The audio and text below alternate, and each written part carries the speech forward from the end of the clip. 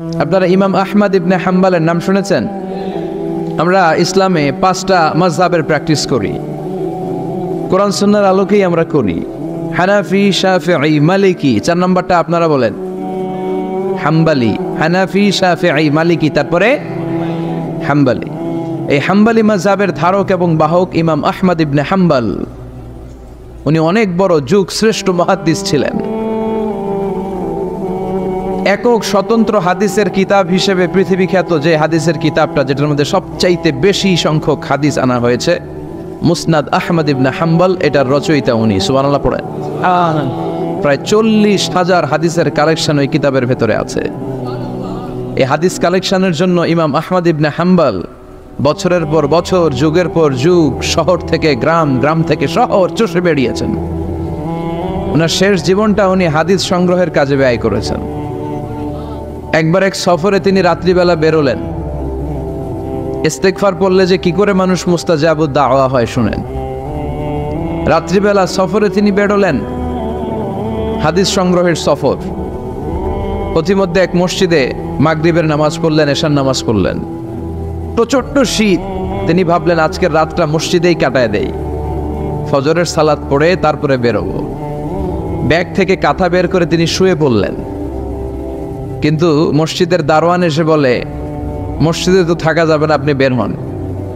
ইমাম আহমদ ইবনে হাম্বল বললেন, আমি বৃদ্ধ মানুষ, প্রচণ্ড শীত, কই যাব? আমি ফজরেরও মুসল্লি, ফজর নামাজেই মসজিদে পড়বো, আমারে বাজান তুমি থাকতে দাও। দারোয়ান বলেন, নো, থাকা যাবে না, মসজিদে থাকা যাবে না, বের হন, নাহলে গাঁটটি সহ বের করে দেব। চিনে নাই এটা যে ইমাম আহমদ ইবনে হাম্বল, সে বুঝতে পারে নাই। তো দারোয়ানের সাথে সুবিধা করতে না পেরে ইমাম আহমদ ইবনে হাম্বল ব্যাগ নিয়ে বেরোয় গেলেন। প্রচন্ড শীত, কাঁপছেন। হঠাৎ দেখে সামনে এক বাজার। ওই বাজারে এক খাব্বাজ বসে আছে। খাব্বাজ মানে রুটি বিক্রেতা। খাব্বাজ মানে যুবক, একজন রুটি বিক্রেতা, রুটি বিক্রি করে। যে যুবককে সালাম দিলেন, আসসালামু আলাইকুম। যুবক পড়লো, আলাইকুম আসসালাম। ইমাম আহমদ ইবনে হাম্বল বলল, যুবক, আমি মুসাফির মানুষ, থাকার জায়গা নাই, প্রচন্ড শীত। এই যে তুমি চুলার মধ্যে উনুনে রুটি বানাচ্ছ, আমি যদি তোমার চুলার পাশে বসে রাতটা কাটাই, তোমার কোনো সমস্যা হবে? যুবক বলেন, নো, কোনো সমস্যা নাই। আহলান ওয়া সাহলান ওয়া মারহাবান বিক, খুশ আমদেদ, সুস্বাগতম, আসেন।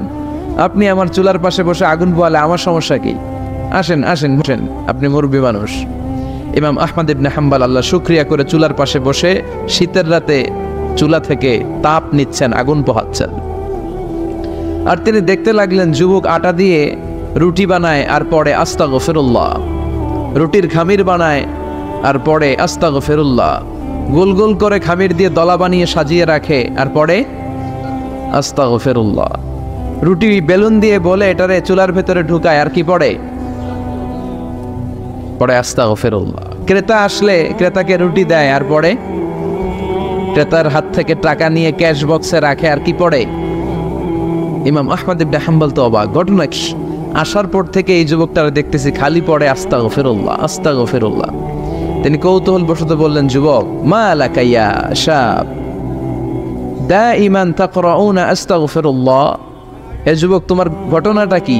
আসার পর থেকেই তুমি শুধু দেখতেছি পড়তেছো আস্তাগফিরুল্লাহ, আস্তাগফিরুল্লাহ, কারণটা কি?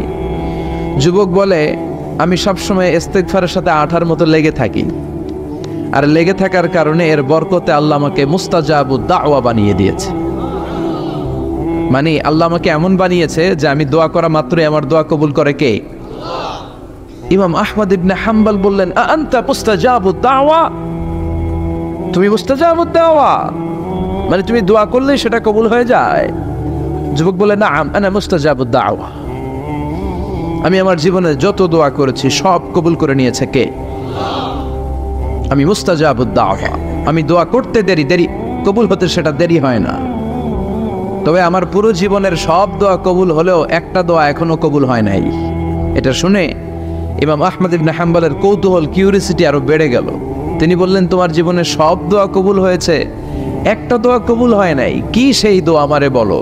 যুবক বলে, আমার জীবনে যে দোয়াটা কবুল হয় নাই সেটা হচ্ছে আমি আল্লাহর কাছে দোয়া করে বলেছিলাম, আল্লাহ, শুনেছি এই জামানার সবচেয়ে বড় মুহাদ্দিসের নাম হচ্ছে ইমাম আহমদ ইবনে হাম্বল, আমি যেন ওই ইমাম আহমদ ইবনে হাম্বলের কপালে একটা চুমু দিয়ে মরতে পারি, তুমি তৌফিক দিও। ইমাম আহমদ ইবনে হাম্বল নিজেকে আর ধরে রাখতে পারলেন না, চোখের পানি ছেড়ে দিলেন, যুবককে জড়িয়ে ধরলেন আর বললেন, ইয়া শাব, আহমদ ইবনে হাম্বলের কপালে চুমু দেওয়ার জন্য আহমদ ইবনে হাম্বলের দরবারে তোমার যাওয়ার দরকার নাই।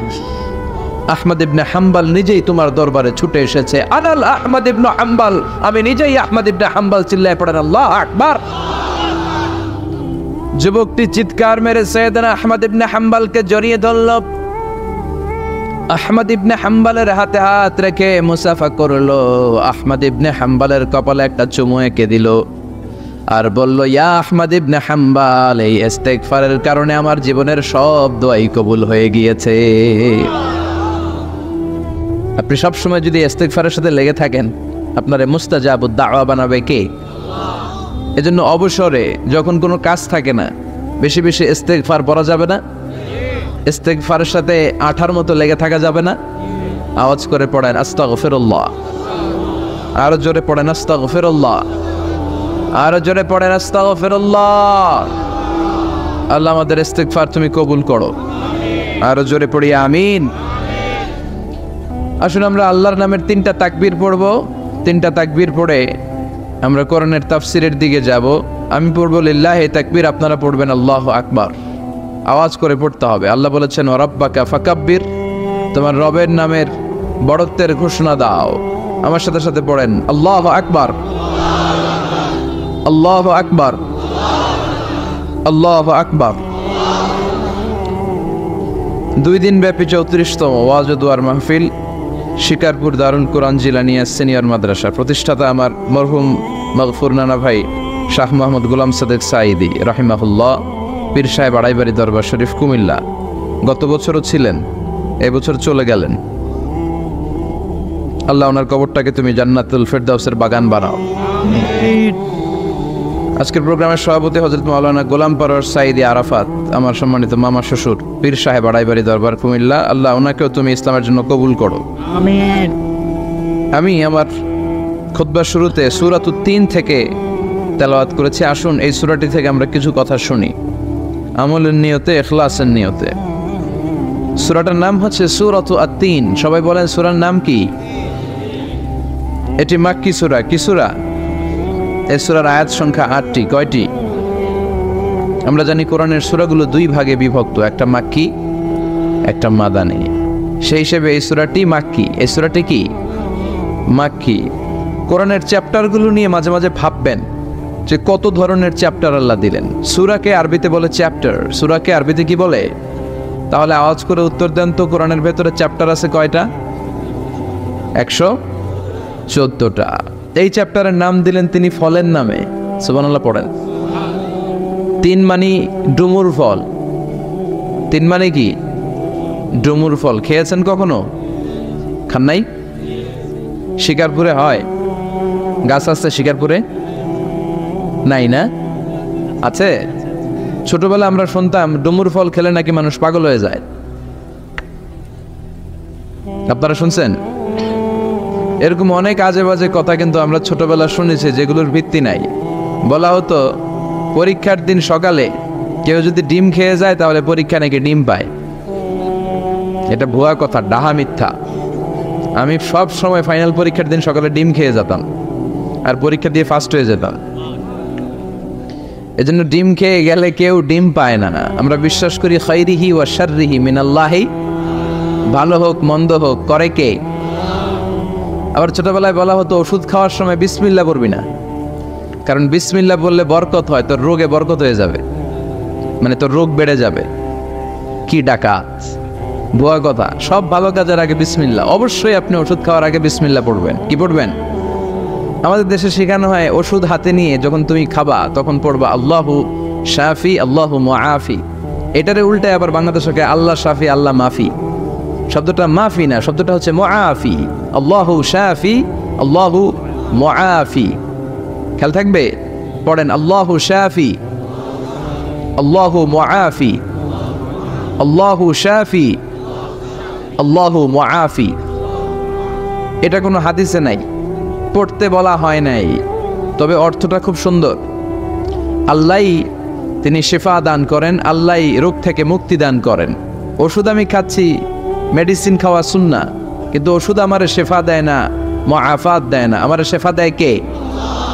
এই ঘোষণাটা, অ্যানাউন্সমেন্টটা বেশ ভালো, আপনি পড়তে পারেন, কিন্তু সুন্নাহ মনে করে না, এটা ভালো অর্থ তাই পড়ি। আর বিসমিল্লাহ অবশ্যই পড়বেন, সব ভালো কাজের আগে কি বিসমিল্লাহ। আল্লাহ বুঝার তৌফিক দান করো। তো এই যে এগুলো ভুয়া কথা, মাশহুর, এগুলোকে বলে মাশহুরুন বাইনা আলসিনাতিন নাস, মানুষের ঠোঁটে ঠোঁটে মুখে মুখে প্রচলিত, কোনো ভিত্তি নাই। এরপরে ছোটবেলা শুনতাম জট কলা খাওয়া যাবে না, মানে জোড়া কলা খেলে নাকি 2 বাচ্চা হয়, যমজ বাচ্চা নাকি হয়, একসাথে 2 বাচ্চা বলে না। আমি আরো বেশি বেশি খাইতাম, বলতাম এটা তো আরো ভালো, এক লগে 2 বাচ্চা হলে 2 বারের কষ্ট একবারে সারল, তাই না? এক একটা মায়ের এক একটা বেবি জন্ম দিতে কষ্ট হয় না? শুধু কষ্ট, কি পরিমাণে কষ্ট এটা মা জানে, বাবা জানে না। এজন্য বিষ্ণু বলেছেন মায়ের মর্যাদা বাবার চেয়ে কয় গুণ বেশি। আবার আল্লাহ বলেছেন হামালাতু উম্মুহু, বাবা তোমার পেটে ধরে নাই, পেটে ধরেছে কে?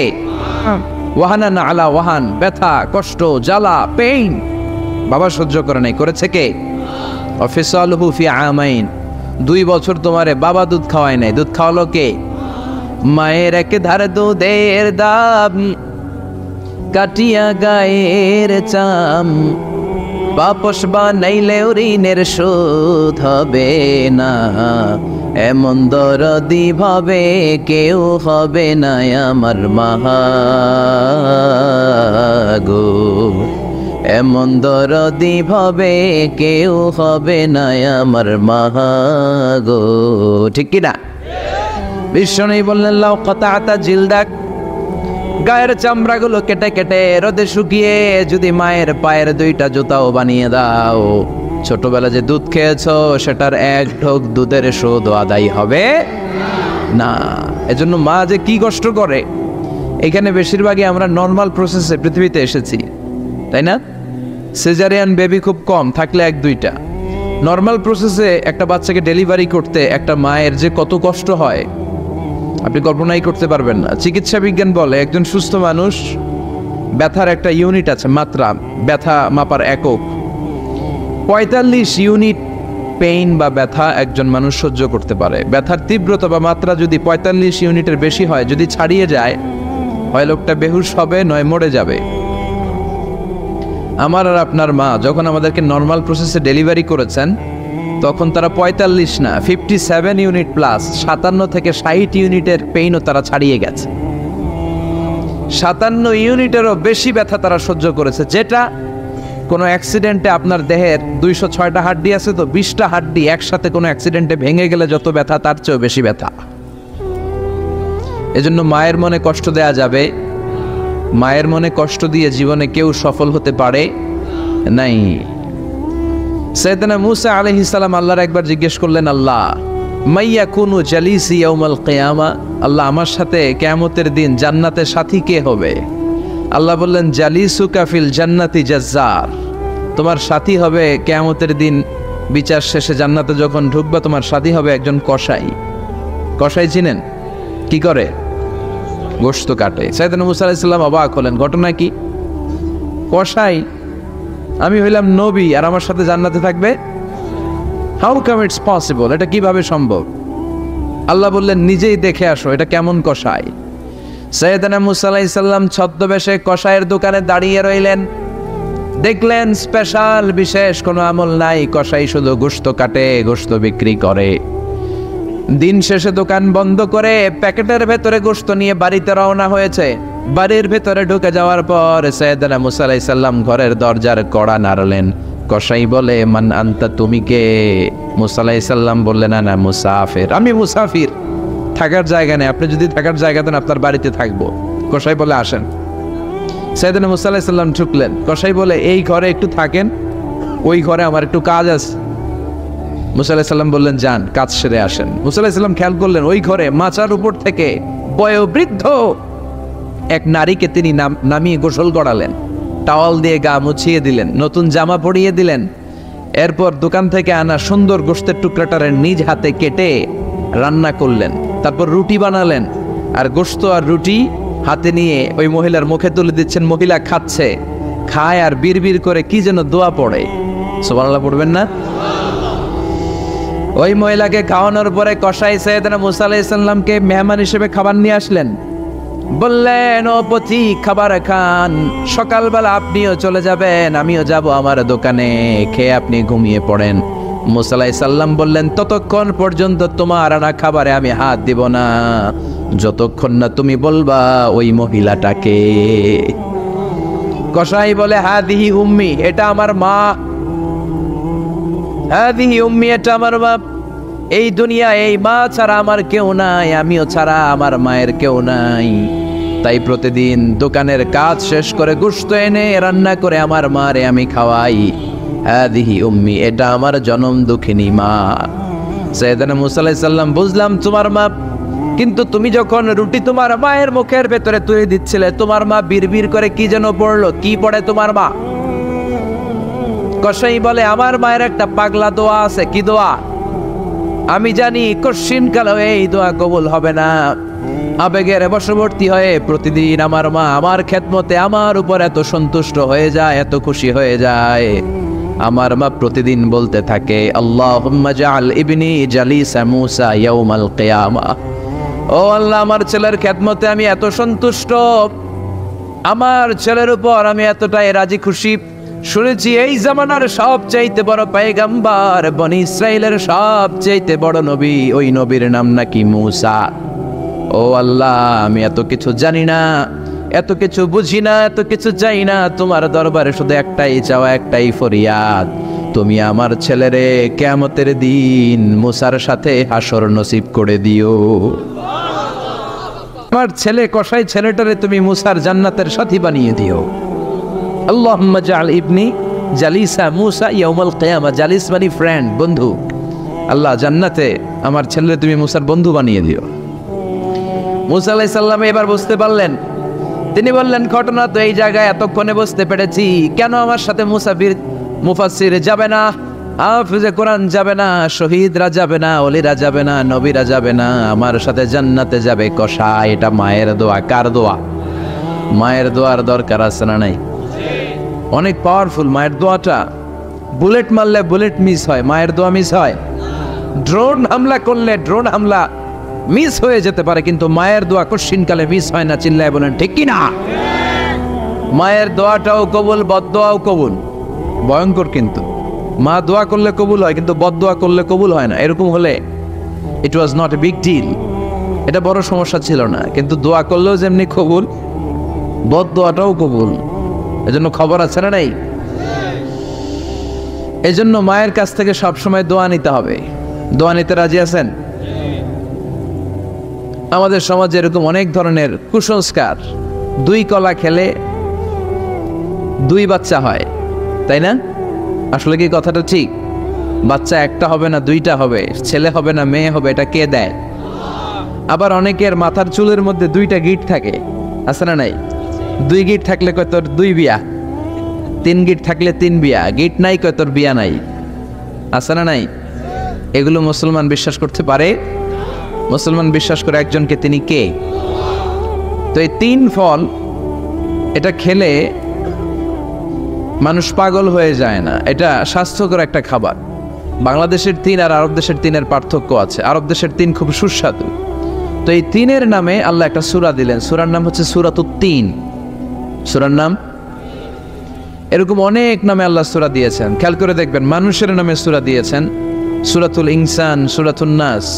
আবার ইন্ডিভিজুয়াল 6 জন পুরুষ মানুষের নামে সূরা দিয়েছেন, 6 জন নবীর নামে, একজন ওলির নামে। সূরা হুদ, সূরা ইউসুফ, সূরা ইউনুস, সূরা মুহাম্মদ, সূরা ইব্রাহিম, সূরা নূহ, আছে না নাই? আবার সূরা লোকমান, আছে না নাই?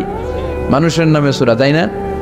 তো 7 জন পুরুষের নামে সূরা, আর মাত্র 1 জন নারীর নামে আল্লাহ সূরা দিলেন। বলেন তো এই সূরাটার নাম কি? মারিয়াম। তো রেশিওটা কম হয়ে গেছে না? পুরুষ 7 জন, নারী 1 জন। নারীরা যাতে রাগ না করে, নারীদেরকে বুঝ দেওয়ার জন্য আল্লাহ সব নারীদের নামে আলাদা একটা সূরা দিলেন।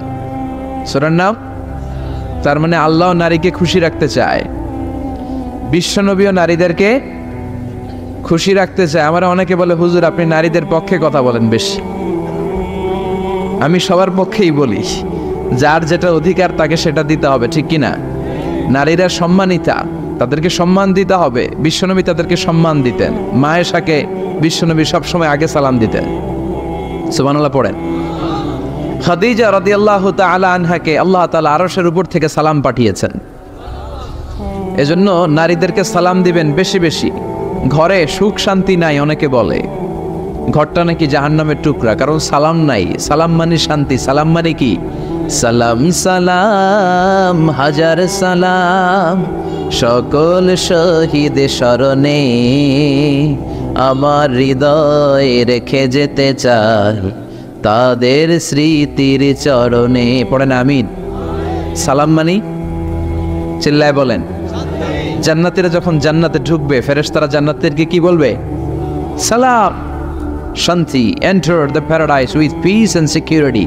শান্তি এবং নিরাপত্তার সাথে জান্নাতে ঢুকে যান। এজন্য ঘরটারে শান্তিময় বানাতে চাইলে সালাম দিতে হবে। কি দিতে হবে? আজ থেকে স্ত্রীকে সালাম দিবেন তো ইনশাল্লাহ? পড়েন। আমার মাইকের আওয়াজ যদি বোনদের কানে যায়, মাদের কানে যায়, আপনাদেরও বলি, আপনারাও আগে আগে সালাম দিবেন। এই দৃশ্য বাচ্চারা দেখলে বাচ্চারাও সালাম শিখবে, ঠিক কিনা? মা খাদিজার ব্যাপারে আল্লাহ বলেছেন, জিব্রাইল তুমি যে খাদিজারে আমার পক্ষ থেকে সালাম দিয়ে দাও, আর খাদিজারে বলে দাও জান্নাতে খাদিজার জন্য এমন ঘর আমি প্রিপেয়ার করে রেখেছি যেই ঘরের ভিতরে কোনো নয়েজ নাই, কোনো আওয়াজ নাই, কোনো ডিস্টার্ব নাই, আছে শান্তি। সুবহানাল্লাহ। কারণ বিশ্বনবীর জন্য খাদিজা নিজের ঘরটার এরকম নয়েজহীন, কোলাহল মুক্ত, শান্তিময় করে রেখেছিলেন। বিশ্বনবী কোলাহলপূর্ণ দাওয়াতি কাজ শেষ করে যখন ঘরে যেতেন, কলিজাটা ঠান্ডা হয়ে যেত। বিশ্বনবীর জন্য এমন একটা ঘর রেখেছিলেন মা খাদিজা, ওই ঘরে বিশ্বনবী যখন প্রবেশ করতেন, বাইরে যত মারপিট হয়েছে, মারামারি হয়েছে, কাফেরদের যত অত্যাচার সহ্য করেছে, ঘরে ঢোকার সাথে সাথে নবী সব ভুলে যেতে। এত মায়া, শান্তি, প্রশান্তির ঘর খাদিজা বানিয়েছিল। এজন্য আল্লাহ বলেছে, জিব্রাইল খাদিজারে বলো খাদিজার জন্য এমন জান্নাত আমি রেখেছি যে জান্নাতে কোনো সাউন্ড নাই, আওয়াজ নাই, ডিস্টার্ব নাই, কোলাহল নাই, কোনো নয়েজ নাই। চিল্লায় পড়েন আল্লাহু আকবার। এজন্য মায়েরা খাদিজার জীবনী থেকে শিক্ষা, স্বামীর জন্য ঘরটারে প্রশান্তিপূর্ণ করে রাখবেন। প্রশান্তির একটা জায়গা যেন হয়। কানের কাছে এসে বেশি বেশি জ্ঞান জ্ঞান করেন না। ঘরে ঢুকলেই চাল নাই, ডাল নাই, এটা লাগবে, ওইটা লাগবে, ছেলের ওইটা লাগবে। আস্তে আস্তে অনেক স্বামী হার্ট অ্যাটাক করে স্ত্রীর কারণে, জানেন ঠিক কিনা? ওই কয় ঠিক, সবাই ভুক্তভোগী। কমন পড়ে গেছে। দুই পক্ষরেই বললাম, স্বামীরাও সালাম দিবেন, স্ত্রীরাও দিবেন। সালাম মানে শান্তি। তো ঘরটারে শান্তি দিয়ে ভরে দিবে কে? আর একে অপরের প্রতি শ্রদ্ধাবোধ রাখবেন। তো নারীদেরকে খুশি করার জন্য আল্লাহ সূরা দিলেন, সূরাতুন নিসা। প্রাণীদের নামে অনেক সূরা আছে। সূরাতুল বাকারা আছে না নাই? বাকারা মানে কি? গাভী। গাভীর দুধ খাবেন। বিষ্ণু বলেছেন গরুর গোশত খেয়েও কম, দুধ খেয়েও বেশি। আলাইকুম বিআলবানিল বাকার, তোমাদের উচিত গরুর দুধ খাওয়া। ফাইন্নাহা তুরাম্মু মিনাল আশজার, কেননা গরুর দুধ এটা হচ্ছে সবুজ ঘাস আর পাতার নির্যাস। ফি লাবানিহা শিফা, গরুর দুধে আছে শিফা। ও ফি লুহুমিহা দা, গরুর গোশতে আছে রোগ। গোশতে আছে কি? গরুর গোশত খাইলে রোগ বাড়ে না? অনেক ডাক্তার আছে এরা সিরিয়াল নেয় না, যারা গরুর গোশত খায় বেশি, বলে লাল মাংস যারা খাবে এরা যেন আমার সিরিয়াল না দেয়। আছে না নাই? বিশ্বনবীর খাবারের তালিকায় দুধ ছিল। বিশ্বনবী বলতেন বেশি বেশি দুধ খেও।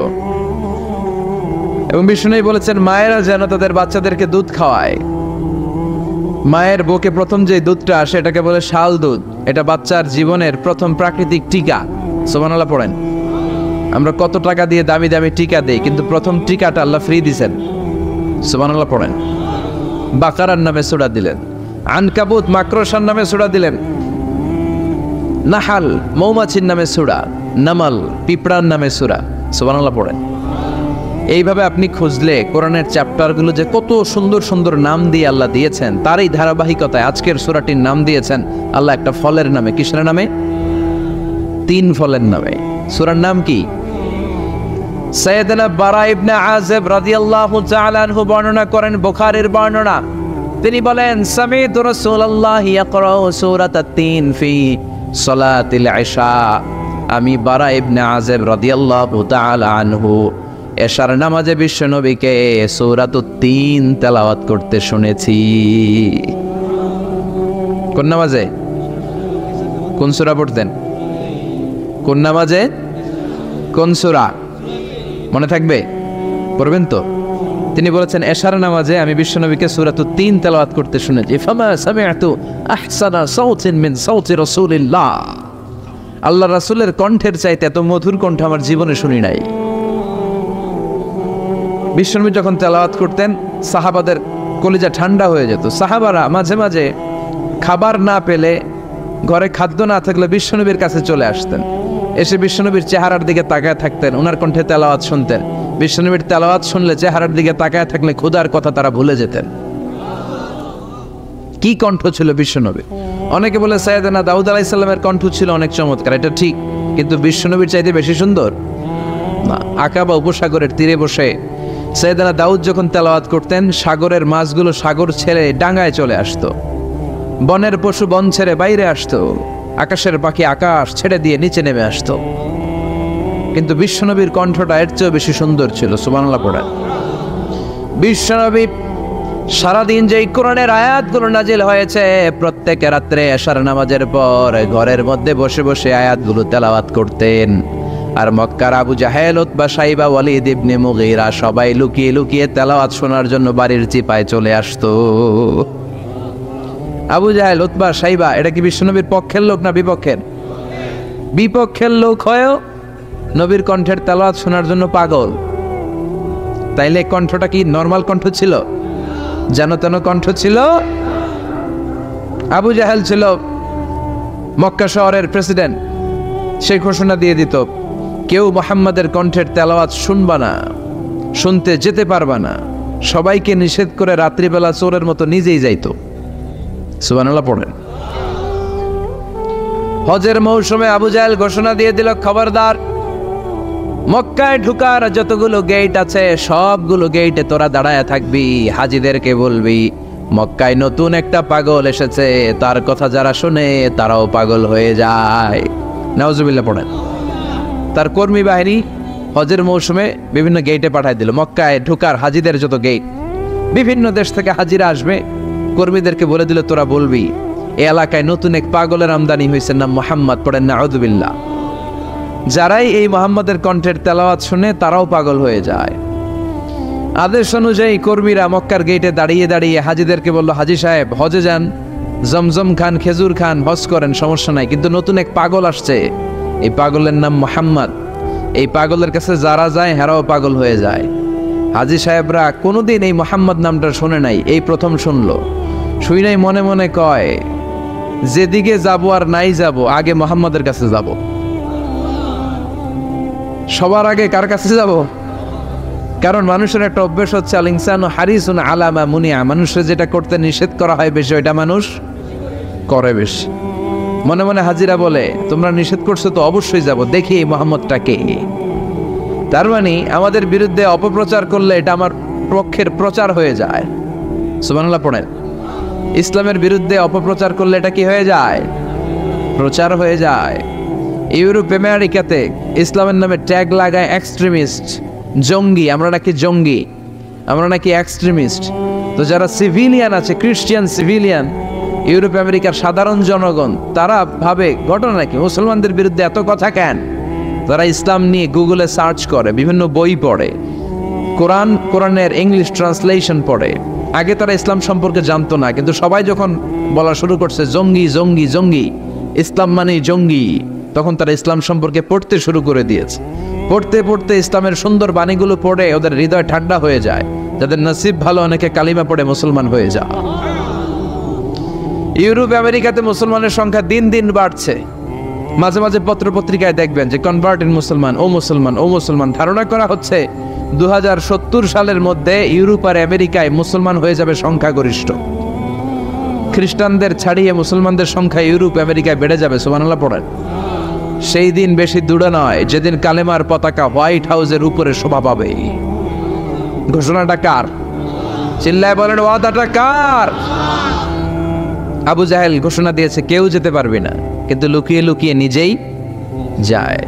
একটা নির্ধারিত সময়ে বিশ্বনবী তেলাওয়াত করতেন, আর ওই তেলাওয়াতের সময় আবু জাহেল, উতবা, সাইবা, ওয়ালিদ ইবনে মুগীরা সবাই লুকিয়ে লুকিয়ে বিশ্বনবীর ঘরের চারদিকে কান পেতে মধুর কণ্ঠের তেলাওয়াত শুনতো, ফ্রি ফ্রি আরামসে শুনতো এই তেলাওয়াত। বিশ্বনবীর তেলাওয়াত যখন শেষ হয়ে যেত, এরা ভাগলপুর দিত দৌড়, ফিরে যাওয়ার রাস্তা থাকতো একটা, কয়টা দেখা হয়ে যেত। একজন আরেকজনকে দোষারোপ করতো। আবু জাহেল বলতো, কিরে তোরা আসলি কেন? ওরা বলে, তুই এলি কেন? দিনের বেলা ভাষণ দেশ মোহাম্মদের বিরুদ্ধে, রাত্রেবেলা চোরের মতো তুই আসিস কেন? একে অপরকে দোষারোপ করে। আবু জাহেল বলে, ঠিক আছে, কাল থেকে আমিও আসবো না, তোরাও আসবি না, চল আমরা শপথ নেই যে কেউ আসবো না। দস্তখত দে, সিগনেচার দে, যেই আসবে তার মাথার চুল কামিয়ে আলকাতরা মেখে মক্কার বাজারে ঘুরিয়ে ঘুরিয়ে অপমান করা হবে। সবাই রাজি। আবু জাহেল বলে, দে, রাজি হইলে সিগনেচার দে। সবাইকে আবু জাহেল, তুই না তা তুই আগে দে। আবু জাহেল 1 নাম্বার, নাম্বার 2 উতবা, নাম্বার 3 শাইবা, সবাই সিগনেচার। কালকে কেউ যাবে না, কেউ যাবে না। দিন গড়িয়ে রাত আসে। বিশ্বনবীর যখন তেলাওয়াত করার টাইম, ওই টাইমে আবু জাহেলের তেলাওয়াত শোনার প্যারা উঠছে। যারা সিরিয়াল দেখে, সিরিয়াল দেখার প্যারা আছে না একটা, 9টায় সিরিয়াল শুরু হবে, 8:30 থেকে প্যারা ওঠে। কথা কন, আমার সিরিয়াল শেষ হয়ে গেল, সব কাজ বাদ দে, তাড়াতাড়ি টিভির সামনে বস, আছে না নাই? আবু জাহেলেরও প্যারা উঠছে, তেলাওয়াত শোনার প্যারা। টসিং অ্যান্ড টার্নিং, বিছানায় এপাশ ওপাশ করে আর মনে মনে ভাবে, হায় রে, আর তো সময় নাই, এই তো শুরু হয়ে যাবে একটু পরে মোহাম্মদের তেলাওয়াত, না গেলে তো বড্ড মিস হয়ে যাবে। যাই যাই, আজকে যেরকম দস্তখত নিছি আর ধমক দিছি, কেউ যাবে না, আমি নিশ্চিত কেউ যাবে না, আমি একটু যাই। উতবা, শাইবা, ওয়ালিদ ইবনে মুগীরা প্রত্যেকেই প্রত্যেকের ঘর থেকে এই একই কথা ভাবছে যে আজকে তো যেই থ্রেট দিছে আবু জাহেল, আজকে কেউ যাবে না, আমি একটু যাই। সুবহানাল্লাহ পড়েন। আজকেও সবগুলো যে হাজির। বিশ্বনবী মন্ত্রমুগ্ধ করা সুরের ঝংকার তুলে তেলাওয়াত করছেন, আর সবগুলো মন্ত্রে মুগ্ধের মতো তেলাওয়াত শুনছে। বিশ্বনবীর তেলাওয়াত শেষ, সব দিছে দৌড়। ফিরে যাওয়ার রাস্তা কয়টা? আজকেও দেখা। আবু জাহেল কয়, কিরে তোরা আইলি কেন? সবাইকে আবু জাহেল, তুই আইলি কেন? একে অপরকে দোষারোপ করে। এই ঘটনাটা শোনানোর উদ্দেশ্য হচ্ছে, বিশ্বনবীর কণ্ঠটা যেন তেন কোনো কণ্ঠ ছিল না, এই কণ্ঠে সুরের ঝংকার ছিল, ঠিক কিনা? এই জন্য সাইয়েদনা বারা ইবনে আযিব রাদিয়াল্লাহু তাআলা আনহু বুখারীর বর্ণনায় বললেন, ফামা সামি'তু আহসানা সাওতান মিন সাওতি রাসূলিল্লাহ, বিশ্বনবীর কণ্ঠের চাইতে এরকম সুরেলা কণ্ঠ আমার জীবনেও আমি শুনি নাই। আর বিশ্বনবীকে এই সূরাটা কোন নামাজে পড়তে শুনছে? পড়বেন তো আপনারা? আল্লাহ তৌফিক দান করো। এই সূরাটা আল্লাহ কসম দিয়ে শুরু করছে। কি দিয়ে? 3 ফলের কসম দিয়ে। মনে রাখবেন, মান কানা ইয়াহলিফ ফালইয়াহলিফ বিল্লাহ, যার কোনো কারণে কসম কাটতেই হয় সেজন্য আল্লাহর নামে কসম কাটে, আউলিয়াসমুত, আর না হলে যেন চুপ থাকে। আল্লাহ ছাড়া কারো নামে কসম কাটা যাবে? কিন্তু আমাদের দেশে অনেক কিছুর নামে কসম আছে না নাই? আমরা কোরআন শরীফের নামে কসম কাটি, অনেক সময় কাবার নামে কসম কাটি, মায়ের বুকের দুধের কসম, বিদ্যার কসম কাটি না? কাটা যাবে? শিকারপুরের লোকের আর কি কি জিনিসের কসম কাটেন বলেন? হ্যাঁ, মায়ের কসম না, মায়ের কসম কাটা যাবে না। আর কি কি জিনিসের কসম কাটেন বলেন? আল্লাহর কসম কাটা যাবে। আর মাজারের কসম খাইস না, মাজারের কসম কাটা যাবে। আর কিসের কসম কাটাই দেশে? বইয়ের কসম না, বইয়ের কসম কাটা যাবে না। আর আছে? হ্যাঁ, আল্লাহ ছাড়া কারো নামে কসম কাটা যাবে, কিন্তু আল্লাহ চাইলে সবকিছুর নামে কসম কাটতে পারেন। চিল্লায় কোন সুবহানাল্লাহ। সে আল্লাহ বললেন, ওয়াত-তিনি ওয়াজ-যাইতুনি ওয়া তুরি সিনিনা ওয়া হাযাল বালাদিল আমিন। 3-এর কসম। কিসের কসম? 3 ফুলের কসম। এজন্য আল্লাহ বলেছেন ওয়াত-তিন। চিল্লায় বলেন, কি পড়েছেন? সম্মানিত ভাইরা, খেয়াল রাখবেন, কসম যখনই আল্লাহ কেটেছেন তখনই আল্লাহ ওয়াও ব্যবহার করেছেন। এটাকে বলে, এই যে এটা কিন্তু তাফসিরের আসল কথা, মনে রাখেন, ওয়াও আল কাসামিয়া, এটার বলে কসম কাটার ওয়াও। যত জায়গায় আল্লাহ কসম কেটেছেন তত জায়গায় আল্লাহ কি ব্যবহার করেছেন? চিল্লায় বলেন। আমরা অবাক হয়ে গেলে আমরা পড়ি ওয়াও, এই ওয়াও না, আমরা ওয়াও বলি না?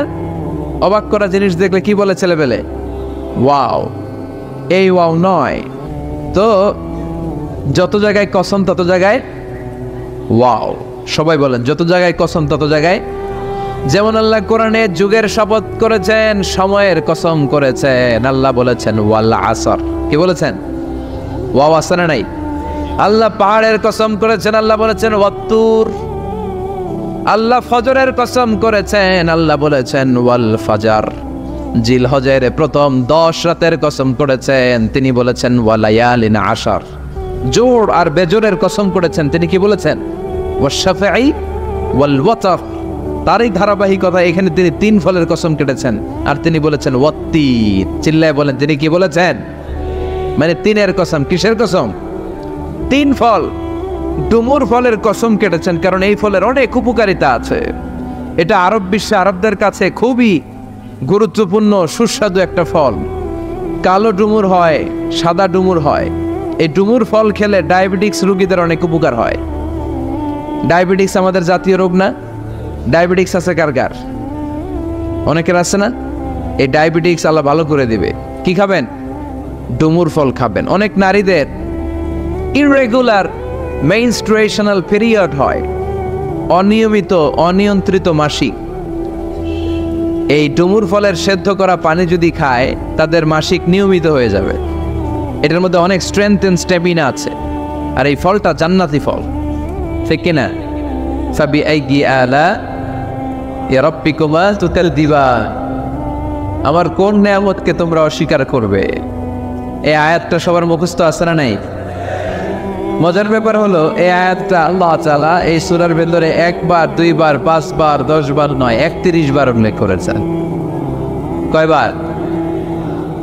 10 বার বললেও তো হয়তো, 20 বার বললেও তো হতো, 31 বার বললেন কেন? তার মানে এটা জরুরি। এটার সিগনিফিক্যান্স, তাৎপর্য অনেক বেশি। যে জিনিস যত গুরুত্বপূর্ণ, এটা বারবার বলতে হয়, ঠিক কিনা? এই জন্য আল্লাহ তাআলা বারবার বলেছেন, বারবার আমাদেরকে সচেতন করেছেন। ফাবিআইয়ি আলাই রাব্বিকুমা তুকাযযিবান। আল্লাহ বলেছেন, এই মানব জাতি আর জিন জাতি, আমার কোন নিয়ামতকে তুই অস্বীকার করবি? কোন নিয়ামতকে অস্বীকার করবে? বলেন। আল্লাহর কোন নিয়ামতকে অস্বীকার করার কোন সুযোগ আছে? ওয়া ইন তাউদ্দু নি'মাতাল্লাহি লা তুহসুহা ইন্নাল ইনসানা লাযালুমুন কাফার। যদি আমার নিয়ামতগুলো গুনতে শুরু করে দাও, গুনতে গুনতে তোমার জীবন শেষ হয়ে যাবে, হায়াত ফুরিয়ে যাবে। আমি আল্লাহর নিয়ামত গুনে কঠিন কালেও তোমরা শেষ করতে পারবে। সাগরের জল যদি কালি হয়ে যায়, গাছের পাতা যদি খাতা হয়ে যায়, সাগরের জল নামক কালি দিয়ে গাছের পাতা নামক খাতার উপরে যদি আল্লাহর প্রশংসা লিখতে শুরু করে দেন, আল্লাহ বলে গাছের পাতাও ফুরিয়ে যাবে, সাগরের জলও ফুরিয়ে যাবে, কিন্তু আমার প্রশংসা করে তোমরা শেষ করতে পারবে না। এজন্য আল্লাহর প্রশংসা করতে হবে বেশি বেশি নাকি কম কম? কম কম না বেশি বেশি? ফাবিআইয়ি আলাই রাব্বিকুমা তুকাযযিবান। আমার কোন নিয়ামতকে তোরা অস্বীকার করবি বল? O mankind and jinnkind, which of my mercy and blessings you wanna deny? আমার কোন নিয়ামতকে অস্বীকার করবি? অস্বীকার করার সুযোগ আছে? নাই। আল্লাহর হাবিব সাল্লাল্লাহু আলাইহি ওয়াসাল্লাম এই সূরাটাকে বড্ড পছন্দ করতেন। সাহাবাদেরকে একবার তিনি এই সূরাটা তেলাওয়াত করে শোনালেন। সাহাবারা চুপচাপ, ঠিক যেমন এখন আপনারা চুপচাপ। আল্লাহর হাবিব বললেন, ও সাহাবারা, তোমরা তো এই সূরা শুনে চুপ করে বসে আছো, কিন্তু তায়েফের ময়দানে জিনদের কাছে এই সূরাটা আমি তেলাওয়াত করেছিলাম, তারা কিন্তু চুপচাপ বসে থাকে নাই। যতবার আমি ফাবিআইয়ি আলাই রাব্বিকুমা তুকাযযিবান পড়েছি, এই আয়াতের বিপরীতে তারা উত্তর দিয়েছে। কারণ এই আয়াতটা একটা প্রশ্ন, it's a question from your lord to mankind and jinnkind. এটা আল্লাহর পক্ষ থেকে মানব জাতি এবং জিন জাতির কাছে রেখে দেওয়া একটা প্রশ্ন। ফাবিআইয়ি আলাই রাব্বিকুমা তুকাযযিবান, আমার কোন নিয়ামতকে অস্বীকার করবি তুই? আল্লাহর কোন নিয়ামত অস্বীকার করার কোনো ক্ষমতা আমাদের আছে? নাই, অসম্ভব। এজন্য এটা একটা প্রশ্ন। আল্লাহর হাবিব বললেন, ও আমার প্রাণের সাহাবারা, তোমাদের সামনে যখন সূরা রহমান তেলাওয়াত করলাম তোমরা চুপচাপ, কিন্তু তায়েফের ময়দানে যখন জিনদের কাছে তেলাওয়াত করেছি তখন তারা চুপচাপ থাকে নাই। যতবার আমি ফাবিআইয়ি আলাই রাব্বিকুমা তুকাযযিবান তেলাওয়াত করেছি, প্রত্যেকটা আয়াত শেষে এই প্রশ্নের উত্তর তারা দিয়েছে। সুবহানাল্লাহ পড়ে। যতবার এই আয়াতটা পড়েছি প্রত্যেকবার এই আয়াত শেষে তারা প্রশ্নের উত্তর দিয়েছে। তারা প্রত্যেকবার বলেছে লা বিশাইইম মিন নিআমিকা রব্বানা নুকাযযিবু ফালাকাল হামদু। আল্লাহ, তোমার কোনো নেয়ামত অস্বীকার করার কোনো সুযোগ নাই, সব প্রশংসার মালিক তুমি। আবার যখন এই আয়াতটা আমি পড়েছি আবার উত্তর দিয়েছে, আবার আমি পড়েছি আবার উত্তর দিয়েছে। এরকম একবার নয়, দুইবার নয়, 5 বার নয়, 10 বার নয়, 31 বার এই আয়াতটা তেলাওয়াতের পর পর জিনেরা এই আয়াতের উত্তর আমার সামনে দিয়েছে। সুবহানাল্লাহ। লা বিশাইইম মিন নিআমিকা রব্বানা নুকাযযিবু ফালাকাল হামদু। We cannot deny any of your mercy and blessings. All praises to you. All praises to you. সব ক্ষমতার মালিক একজন, চিল্লায় বলতে হবে তিনি কে? তিনি হচ্ছেন আল্লাহ। সূরাতু আর-রহমান, সূরার নাম কি? আরো জোরে বলেন। কোরআনের 55 নম্বর সূরা এটা। কত নাম্বার? আয়াত আছে 78টা। কয়টা? সূরাটা মাক্কি সূরা। কি সূরা? এবার প্রশ্ন করি, উত্তর দেন। এই সূরাটা কোরআনের কততম সূরা? 55। আয়াত কয়টা? 78টা। মাক্কি না মাদানী? মাশাআল্লাহ, এই তো আপনারা উত্তর করতে পেরেছেন। এই সূরাটার একটা চমৎকার নাম আছে। বাইহাকী শরীফে আল্লাহর হাবিব সাল্লাল্লাহু আলাইহি ওয়াসাল্লাম ইরশাদ করেন, ইন্না লিকুল্লি শাইইন আরুস ওয়া আরুসুল কুরআনি সূরাতু আর-রহমান। আল্লাহর হাবিব বললেন সবার জন্য একজন নববধূ আছে, কোরআনেরও একটা নববধূ আছে। কোরআনের নববধূর নাম হচ্ছে সূরা আর-রহমান। আওয়াজ করে সুবহানাল্লাহ বলতে পারলেন না? নববধূ বুঝেন তো? হ্যাঁ, নতুন বউ। নববধূ মানে কি? আল্লাহর হাবিব বললেন ইন্না লিকুল্লি শাইইন আরুস ওয়া আরুসুল কুরআনি সূরাতু আর-রহমান। সবার জন্য একটা নববধূ আছে, কোরআনেরও একটা নববধূ আছে। কোরআনের নববধূর নাম সূরা আর-রহমান।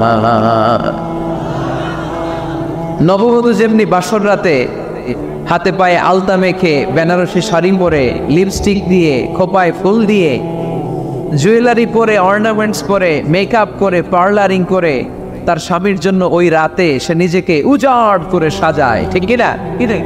ঠিক তেমনি আল্লাহ তাআলা এই দুনিয়াতে আমাদেরকে কি কি নিয়ামত দিয়েছেন, আবার কি কি নিয়ামত জান্নাতে গেলে দিবেন, তার সব কিছু বর্ণনা করে এই সূরাটাকে তিনি উজাড় করে সাজিয়েছেন। সূরাটার নাম কি? আরো জোরে বলেন কি নাম? আর-রহমান। একটা দুর্বল বর্ণনায় এসেছে, দুর্বল বর্ণনায় যে আল্লাহ তাআলা, স্বয়ং আল্লাহ তাআলা জান্নাতে জান্নাতীদেরকে এই সূরা আর-রহমানটা নিজ কণ্ঠে তেলাওয়াত করে শোনাবেন।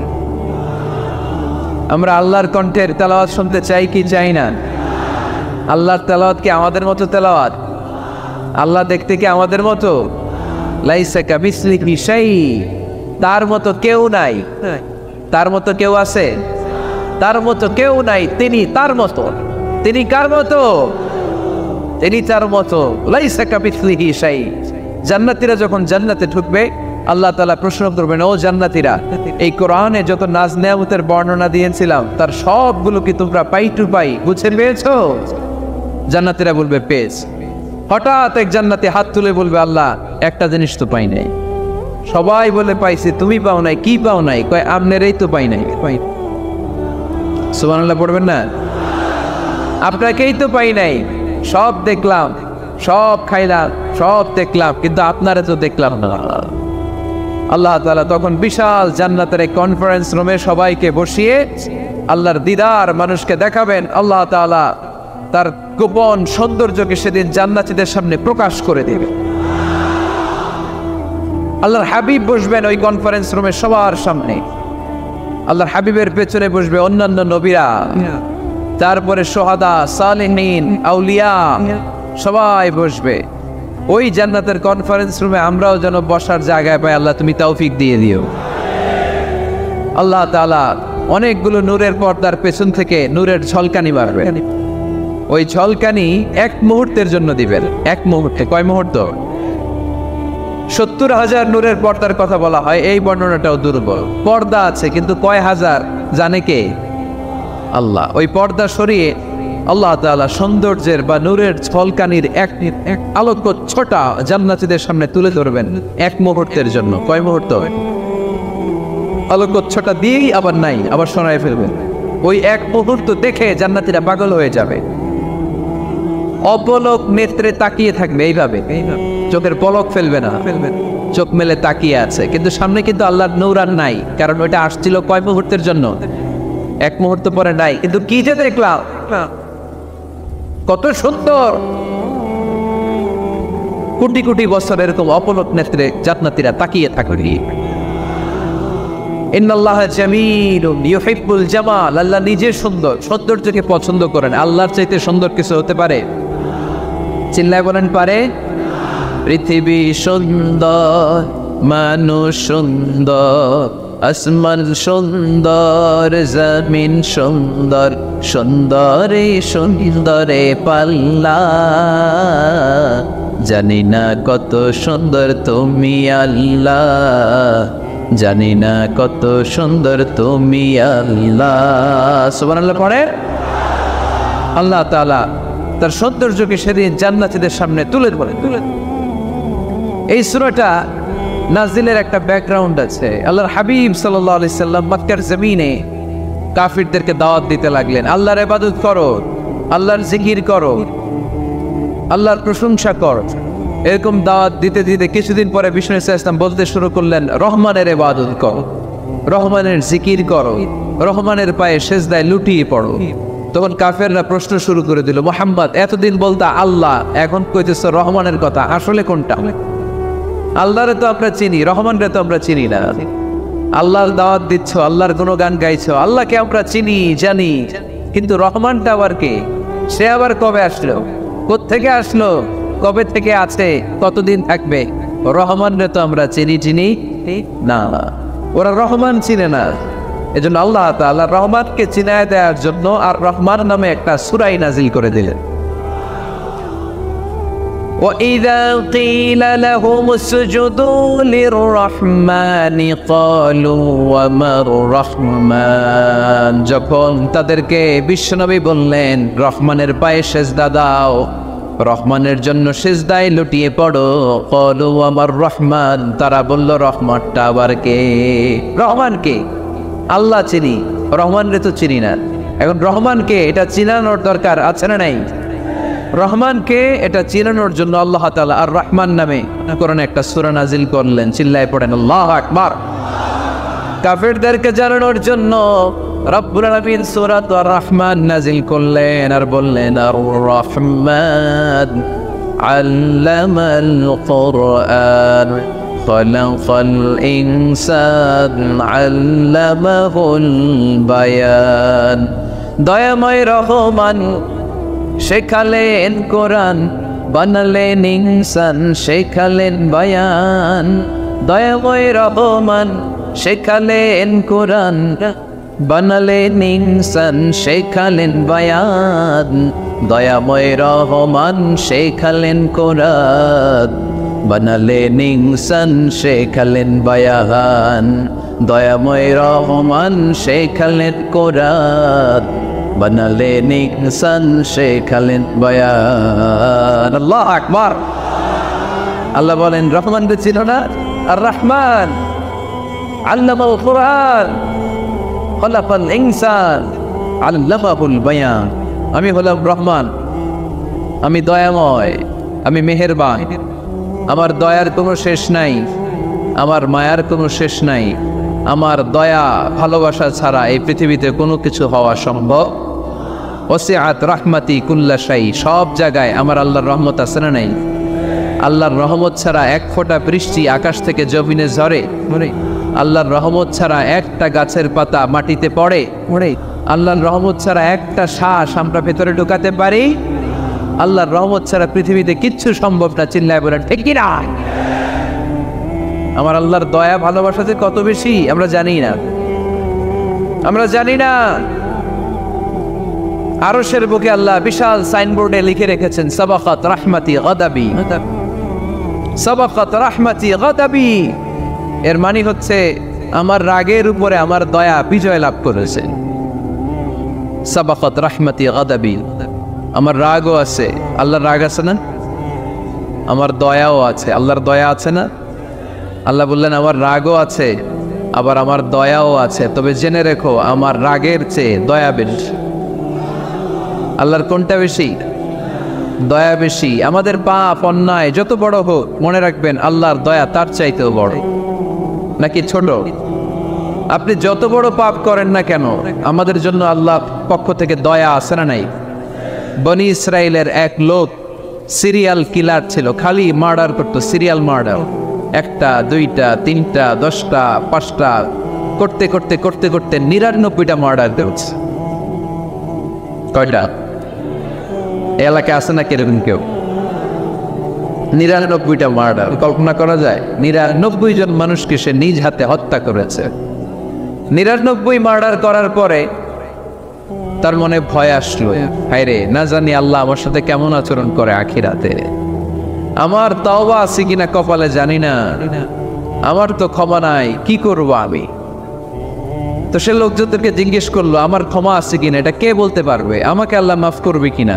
তারা সবাই বললো এই এলাকায় এক আল্লাহর ওলি আছে, তার কাছে যাও। সে আল্লাহর ওলির কাছে যেয়ে বলে, ও আল্লাহর ওলি, আমি 99টা হত্যা করেছি, 99টা মার্ডার, আমার কপালে ক্ষমা আছে কিনা তুমি একটু বল। আল্লাহর ওলি কই, কি বললা? 99টা মার্ডার? হায় হায় সর্বনাশ, তোর কোনো ক্ষমা নাই। এবার যে মার্ডার করছে কয় আমার যেহেতু ক্ষমা নাই, তোরে বাঁচায় রেখে লাভ কি, তোরেও দিলাম শেষ শুনে। এবার সেঞ্চুরি করে বলে, কথা বুঝতেছেন? আমার যেহেতু ক্ষমা নাই, তো তোরে বাঁচায় রেখে গেলাম, তোরেও শেষ করে দিলাম। এবার সেঞ্চুরি। সেঞ্চুরি করার পরেও ভয় আসে না নাই অন্তরে? অন্তরে তো আল্লাহর ভয়, কই যাবে? খুঁজতে লাগলো কে সমাধান দিতে পারবে। একজন বললো ওই এলাকায় একজন বড় আলেম আছে, ওই আলেমের কাছে যাও। সে আলেমের কাছে যেয়ে বলে, আলেম, আমি 99টা হত্যা করেছি, এখন আমার বড্ড ভয় হয়, আল্লাহ আমারে মাফ করবে কিনা, তুমি একটু আমারে বলো। আলেম বলে, তোমার গুনাহ যত বড়ই হোক, আমার আল্লাহর দয়া তার চাইতেও বড়। তুমি কি পাপ করেছো, কি অন্যায় করেছো? তুমি জানো না আমার রব কত মেহেরবান, তিনি কত দয়ালু, তিনি ভালোবাসার আধার, তিনি করুণার আধার। তোমার পাপ অন্যায় যদি হয় খালের পানির সমান, বিলের পানির সমান, আমার আল্লাহর দয়া সাগরের পানির সমান। তোমার পাপ আর অন্যায় যদি হয় পাহাড়ের সমান, আমার আল্লাহর ভালোবাসার দয়া হচ্ছে আকাশের সমান। তুমি যদি তওবার মতো তওবা করতে পারো, ক্ষমার মতো ক্ষমা চাইতে পারো, চোখের পানি ছেড়ে, চোখের পানির বড় দাম, চোখের পানির মধ্যে বিশাল কারিশমা, এটা আল্লাহ খুব পছন্দ করে। 2 ফোঁটা পানি আল্লাহ পছন্দ করে। এক, জেহাদের ময়দানে শহীদের গা বেয়ে ঝরে পড়া রক্তের ফোঁটা। 2 হচ্ছে অনুতপ্ত বান্দার চোখের পানির ফোঁটা। বান্দা যখন অনুতপ্ত হয়ে চোখের পানি ছেড়ে কাঁদে, তার চোখের পানি চোখ বেয়ে নাকের ডগা বেয়ে মাটিতে পড়ার আগেই ওই অনুতপ্ত বান্দার সব গুনাহ আল্লাহ মাফ করে দেয়। সে জিজ্ঞেস করলো আমার ক্ষমা আছে কিনা? আলেম বলে আছে, ক্ষমা আছে।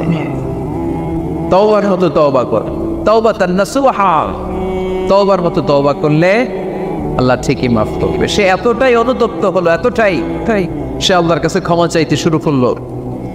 আলেম পরামর্শ দিলে, তুমি যে এলাকায় থাকো এলাকাটা ভালো না, এলাকাটা ছাড়ো, এখানে সব ডাকাতদের এলাকা, তুমি একটা ভালো এলাকায় যাও, ওখানে যে তওবা করে ভালো মানুষ হয়ে যাও।